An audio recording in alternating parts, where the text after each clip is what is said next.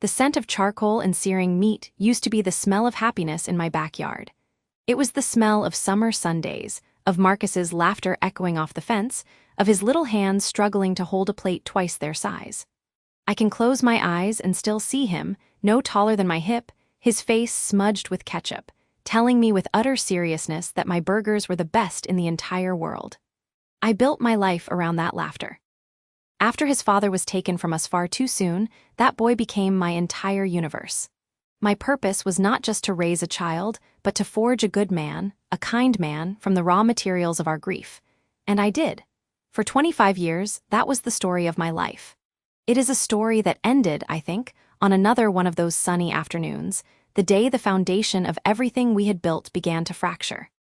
That particular Saturday had dawned bright and clear, a perfect California day.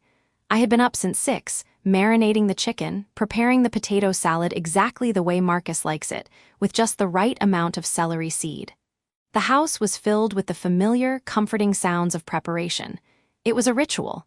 But this time, there was a new variable in the equation. Chloe. Marcus had brought Chloe into our lives 3 months prior, a whirlwind romance that left him glowing, his words tumbling over each other whenever he spoke about her. He said she was brilliant, ambitious, a force of nature. I wanted to love her. I truly did. For Marcus's sake, I plastered on my warmest smile and tried to welcome the woman who had captured my son's heart. But from the very beginning, there was a subtle coldness about her, a calculation behind her eyes that I could not shake. She was polite, always perfectly polite, but her smiles never seemed to reach her pupils. They were like a beautiful painting, impressive from a distance, but lacking any real warmth. I remember watching them arrive from the kitchen window. Marcus bounded out of the car, all easy grace and sunshine, but Chloe emerged more slowly, smoothing down her impeccable white sundress, her gaze sweeping over the house, the garden, as if conducting an appraisal. My heart gave a little squeeze, a mother's instinct I foolishly tried to silence. "Mom," Marcus said, enveloping me in a hug that still felt, wonderfully, like it did when he was a boy. "Something smells amazing." "It is just the usual," I said, squeezing him back tightly. "Chloe, you look lovely. I am so glad you could come." "Thank you for having me, Sharon," she said, her voice a cool, pleasant melody. She offered a small, contained smile and presented a bottle of wine so expensive it felt less like a gift and more like a statement. The afternoon unfolded with a strange, polite tension. Marcus was the bridge darting between us, trying to weave Chloe into the fabric of our familiar dynamic. He told stories about their work, about a recent trip they had taken. I listened, I smiled, I asked questions. But every time I tried to steer the conversation toward something more personal, something that might build a genuine connection, Chloe would deflect with a polished, impersonal answer. "Marcus tells me you grew up in Oregon," I ventured during a lull as Marcus tended to the grill. "It must be beautiful there. What was it like?" Her eyes flickered for a fraction of a second, a shudder coming down. "It was fine," she said, her tone dismissive. "Quite rainy. I prefer the sun." She then turned immediately to Marcus. "Darling, is that chicken ready? I am starving." It was a small thing, a nothing thing, but it was a pattern. Questions about her family were met with vague references to them being very private. Inquiries about her past were redirected to talk of her future, her career ambitions. She was a locked door, and my attempts to find a key were met with nothing but polished, impenetrable brass. The moment that truly haunted me, though, happened later. Marcus had gone inside to get more drinks. Chloe and I were left alone at the patio table. The silence was heavy. I took a breath, deciding on a more direct approach. "Chloe," I said, leaning forward slightly, "I just want you to know I see how happy you make Marcus. That is all I have ever wanted for him. I hope we can be close." She looked at me, and for the first time the polite mask seemed to slip, not into warmth but into something else. Something assessing and utterly cold. Her smile was thin. "Marcus and I have our own life to build, Sharon, our own plans. It is important that we are not weighed down by the past." Weighed down? The words landed like a physical blow. Was I the past? Were the 25 years of love and sacrifice a weight? Before I could form a response, Marcus returned, his presence instantly shifting the atmosphere. Chloe's face melted back into its pleasant neutrality, and she reached for his hand. "I was just telling your mother how excited I am for our future," she said, her voice sweet again. I said nothing. I just nodded and forced a smile, a terrible chill settling in my bones.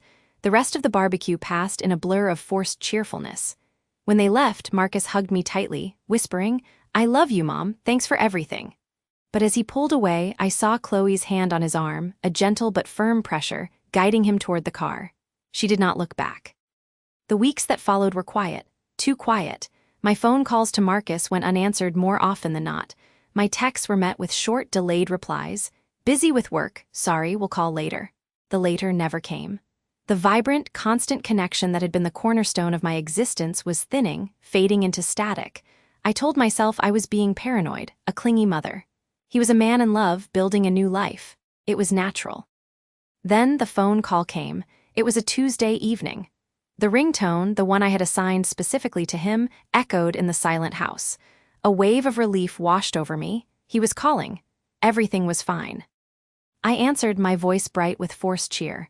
"Marcus, honey, I was just thinking about you." There was a pause on the other end, a long, hollow silence. When he finally spoke, his voice was not the voice of my son. It was flat, cold, stripped of all its familiar warmth.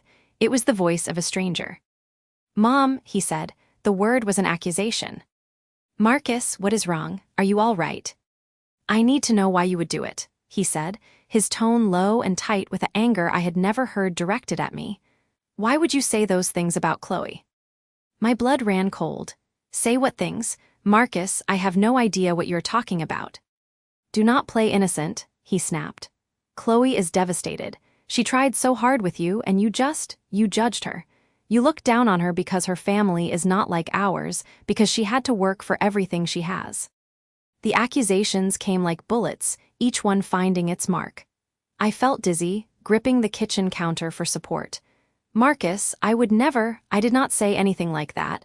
I do not even know anything about her family. She never talks about them." "She did not talk about them because she was ashamed?" He shot back, his voice rising. "And you confirmed her worst fears. You made comments about her upbringing, about her past. You implied she was not good enough."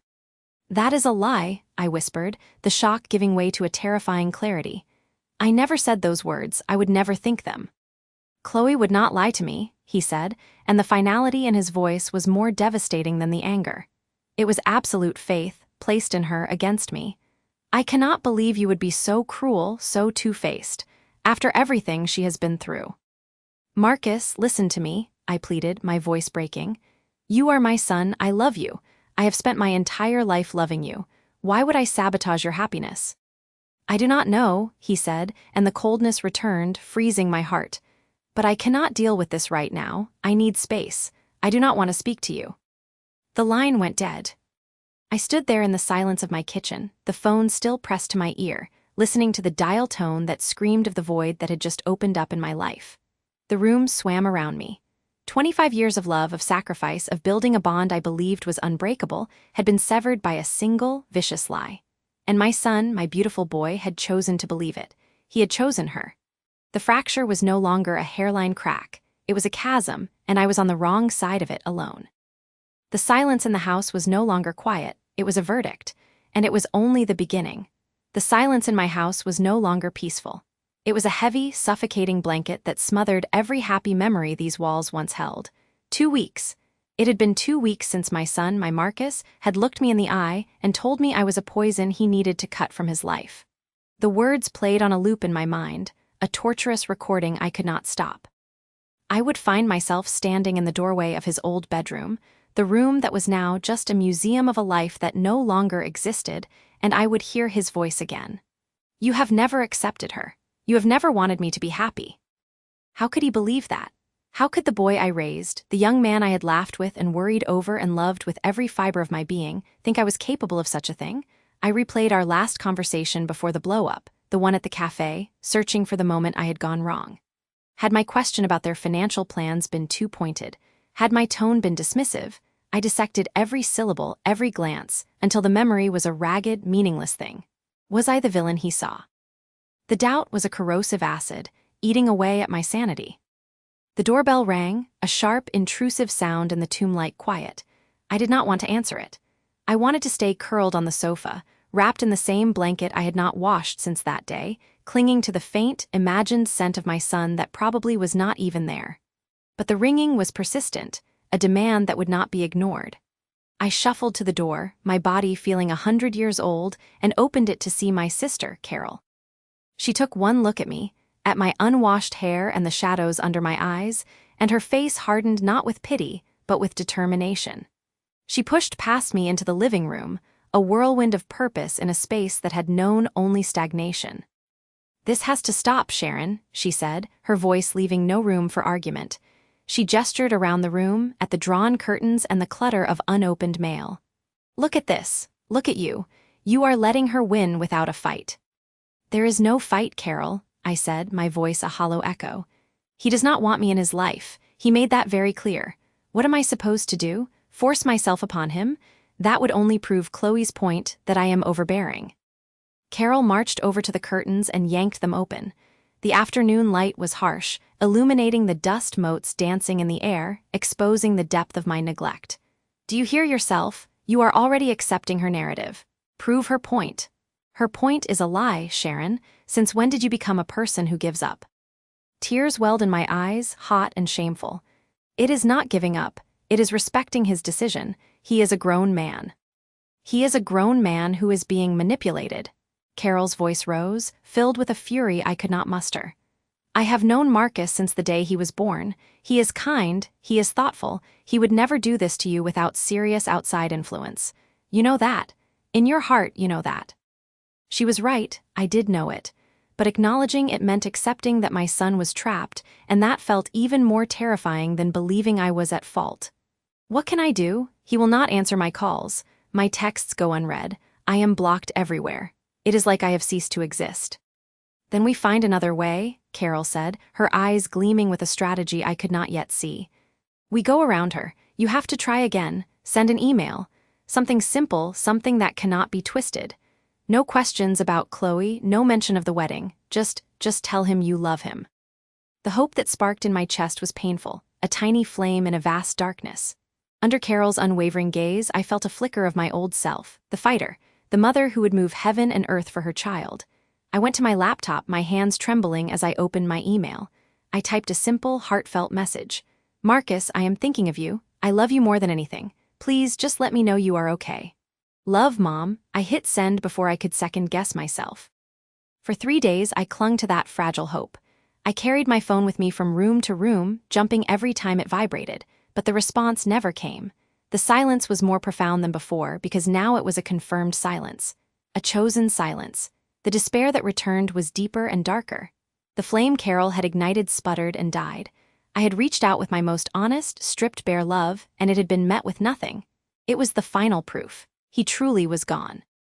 I called Carol, my voice thick with tears. "I told you," I whispered into the phone.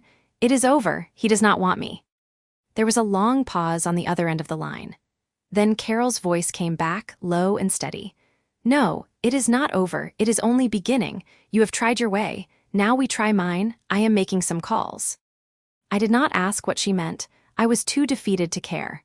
I retreated back into the silence, believing nothing could penetrate the wall that had been built around my son. But Carol was a force of nature. While I grieved, she investigated. She called me 2 days later, her voice tight with suppressed excitement. "Sharon, I am coming over. Right now. Do not argue, just be there." 30 minutes later, she was back in my living room, but this time she was not a whirlwind. She was a calm, focused center of a storm. She sat down opposite me, leaning forward, her hands clasped.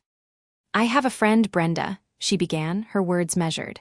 "Her son, David, was on the football team with Marcus in high school. They were close for a while." I nodded vaguely, remembering David, a nice boy with a bright smile. "Brenda ran into Sarah, whose daughter, Maya, was in Chloe's sorority at college," Carol continued. "This is a friend of a friend situation, Sharon, so I cannot vouch for every detail, but what I heard, it changes everything." The air in the room grew still. I held my breath. "According to Maya, this is not the first time," Carol said, her eyes locked on mine. "Chloe has a pattern. There was a best friend, a guy named Jake. Marcus and Jake were inseparable freshman and sophomore year. Then Chloe came along. Slowly, systematically, she drove a wedge between them. She would tell Marcus that Jake was jealous of their relationship, that he made inappropriate comments about her, that he was a bad influence. She isolated Marcus from him completely. By the time they graduated, that friendship was dead, just like that. A cold dread began to creep up my spine. That could be a coincidence. People grow apart in college. That is what I thought, Carol said, her voice dropping to a near whisper. But there is more, much more. Maya said Chloe is terrified of her own family. She never talks about them. There is a reason for that. Her mother is not just eccentric, Sharon. She has a history of severe mental health issues, hospitalizations. And her father, he is not in the picture because he left when Chloe was a child, but the reason he left, there are rumors, whispers of a restraining order. The world tilted on its axis. The image I had of Chloe, the polished, perfect, ambitious young woman, began to crack and splinter. A restraining order. From the mother, Carol clarified. The family is a mess of manipulation and chaos, and Chloe has spent her entire life building a new identity, a perfect facade to escape it. That perfection she demands, it is a fortress, and she cannot allow anyone inside who might see the cracks. Anyone who knows Marcus well, anyone he might listen to, they are a threat to her control. She sees you as the biggest threat of all. The pieces crashed together in my mind with the force of a physical blow. The excessive compliments that never quite felt genuine. The way she would subtly correct Marcus in public. The insistence on their shared, perfect future that excluded any past that was not hers. It was not that I had never accepted her. It was that she could never, ever accept me. Because I represented a love for Marcus that was unconditional, a love that predated her, a love that could see through the facade. The grief did not disappear, but it transformed. It was no longer a passive, sorrowful ache. It became a sharp, burning anger. My son was not making a choice. He was a prisoner in a gilded cage, built by a woman so damaged she would destroy the most important relationship in his life to feel secure. I looked at Carol, my eyes dry now, my hands clenched into fists on my knees. It was all a lie.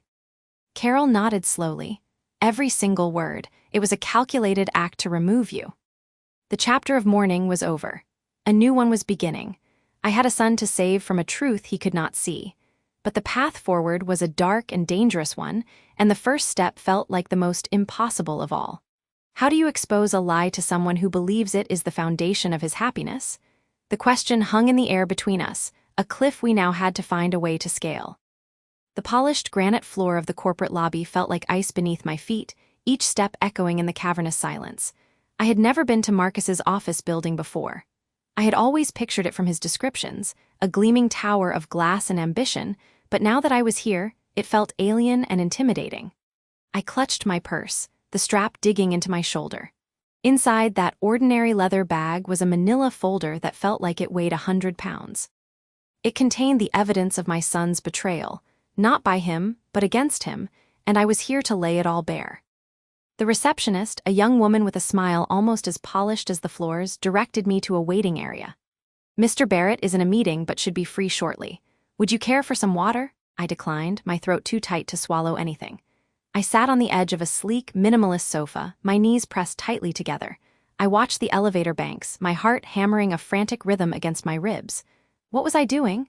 This was his place of work, his sanctuary of professional success. I was invading it, a mother bear crashing through the undergrowth, driven by a primal need to protect her cub, even if that cub was a 32-year-old man. When the elevator doors slid open and Marcus stepped out, laughing with a colleague, the sight of him, so confident and whole, almost broke my resolve. He was wearing the navy blue suit I had helped him pick out for his first big interview. He looked like my boy, but he carried himself like a stranger. His smile faded when he saw me, replaced by a look of pure, unadulterated shock. "Mom," he hurried over, his brow furrowed with concern. "What is it? Is everything all right? Is it Dad?" No, your father is fine," I said, my voice tremulous. "I need to speak with you. It is urgent, and it cannot wait." He guided me to a small, glass-walled conference room, the city sprawling beneath us. The impersonal nature of the space felt all wrong for the conversation we were about to have. He closed the door, the click of the latch sounding unnaturally loud. "What is going on? You are scaring me." I placed the manila folder on the glossy table between us. I did not slide it toward him. I just let it sit there, a a silent accusation. "I went to the Groveview Community Center today." His expression shifted from concern to defensive confusion. "Okay, why?" "Because you told me Chloe was there yesterday, from 10 until after 4, leading a children's art workshop." I kept my voice soft, devoid of the anger I had nurtured for weeks. This was not about anger anymore. It was about survival. "She was," he said, but there was a flicker of doubt in his eyes, a tiny crack in his certainty. "It is a new volunteer position. She was excited about it." "Marcus," I said, and my voice broke on his name. I had to steady myself, placing my hands flat on the cool table. "The Groveview Community Center has been closed for renovations for the past 3 weeks. There was no one there, no workshop, no Chloe." The color drained from his face. He stared at me, then at the folder, then back at me. That cannot be right," she told me. "I know what she told you," I whispered. "And I have listened to what she has told me, and the stories do not match. They have not matched for months." I opened the folder. My hands were shaking. I laid out the printed emails, the ones she claimed I had sent, criticizing her, mocking her. I pointed to the dates, the times. "I was at a charity luncheon on this day. You can call Evelyn, she was with me. I was driving back from your aunt's house on this afternoon. My phone records show I did not send these." I showed him the screenshot of the text message she claimed was from me, the one that said she was not good enough for him. "I would never say that. I would never think that. Marcus, look at me." He raised his eyes, and I saw the storm of confusion brewing within him. "I am your mother. I held you when you had your first fever. I taught you how to ride a bike. I stayed up all night helping you build that ridiculous volcano for the science fair. Do you remember? We made such a mess in the kitchen." A tear escaped and traced a warm path down my cheek. "The woman who wrote those emails, that text, that is not me. You have to know that in your heart." He sank into a chair, his shoulders slumping. He picked up one of the printed emails, his eyes scanning the cruel words attributed to me. "But why would she do this?" "I do not know," I said, my voice thick with sorrow, "but I think you need to ask her, right now." The confrontation at their home that evening was a quiet, devastating earthquake. Marcus was not shouting. He was eerily calm, a calmness that I knew masked a deep, seismic pain. He had asked Chloe about her day at the community center. She had launched into her practice story, adding new, fabricated details about a little girl who had painted a rainbow. Marcus had simply held up his hand, cutting her off. "The center is closed, Chloe," he said, his voice flat. "It has been closed for weeks." The transformation in her was instantaneous and frightening. The poised, wounded woman vanished, replaced by a cornered animal. Her eyes darted from Marcus to me, and a terrifying sneer twisted her beautiful face. "So you went running to his mother? I should have known you would not believe me. You always take her side." "There are no sides, Chloe." Marcus finally raised his voice, the dam breaking. "There is just the truth. What about the emails, the text messages? My mother was at a luncheon, she has proof. Why, Chloe, why are you doing this?" The deception unraveled with brutal speed. It was not a grand conspiracy. It was a pathetic, desperate house of cards. She had created the conflict, she admitted through ragged sobs because she was afraid. Afraid that Marcus would realize he had married a mistake. Afraid that our close family bond was a threat. By painting me as the villain, she could be the victim, the one he needed to protect. She could monopolize his sympathy, his attention, his love. It was a twisted, insecure logic that left Marcus and me standing in the wreckage of our relationship, stunned into silence. The fallout was severe. Chloe left that night, to stay with a friend, she said, though the air was thick with the unspoken understanding that it was more permanent than that. The house felt hollow without her, but the silence was a relief after the months of whispered accusations and tense dinners.